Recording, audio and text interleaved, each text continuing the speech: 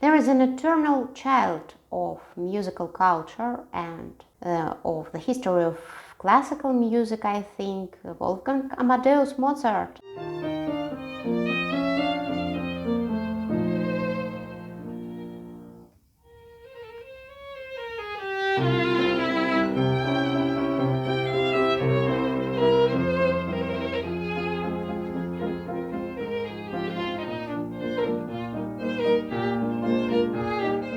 Absolute genius, and his genius has given him a special status, I think.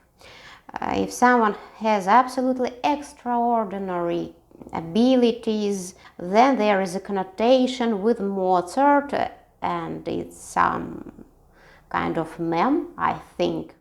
For example, there was such a researcher, psychologist, Lev Semyonovich Vygotsky, and he was called the Mozart of psychology, and he has a very significant work named Psychology of Art.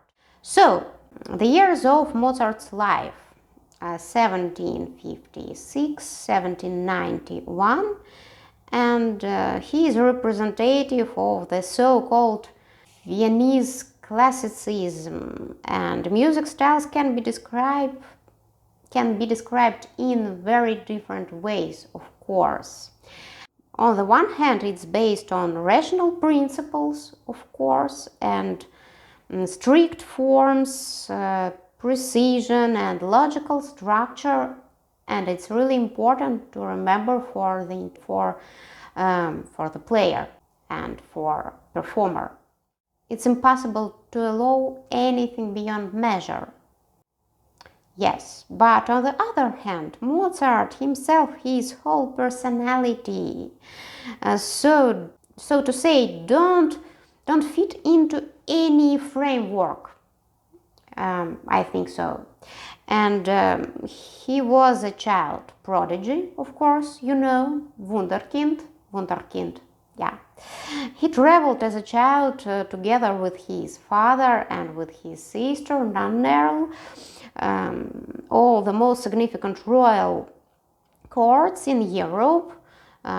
They traveled and they played a lot of concerts beyond these nobles.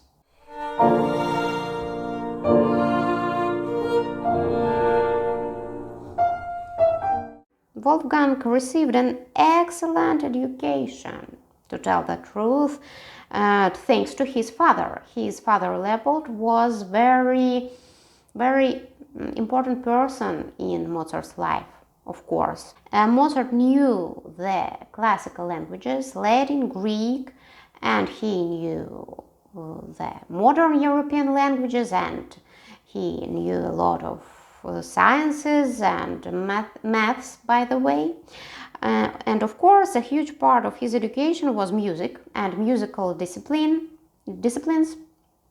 which he could directly apply. It's very important to improve your education, in my opinion. He could directly apply and consolidate in his performing and his composing practice all his knowledges. And later, when Mozart had already moved to Vienna and became an independent creative unit, he wrote in a wide variety genres. He wrote in a wide variety of genres, musical genres, from chamber sonatas to operas. Although, of course, par excellence, he is a theatrical composer of operas, in my opinion. And his operas are inexhaustible source for inspiration and a source of ideas for all his music. I mean, in many ways, Mozart's music is theatrical. All his sonatas and symphonic cycles are written in the traditions of strict classicism. But after all, in classicism itself, and in its direct philosophical relative, in Cartesianism, this very idea of Descartes' malicious genius, malingenie, this illusory power, force of this world sits in the roots of all these tree of Cartesianism and classicism. I think so. And in another way to say, God is a deceiver who leads us into an illusion, according to Descartes, doesn't allow us to see only the rigor of universal numerical formulas and structures. I think that Mozart himself felt this inability to calculate everything in art, in music, and in life, of course. Despite the fact that as a child he felt in love with maths.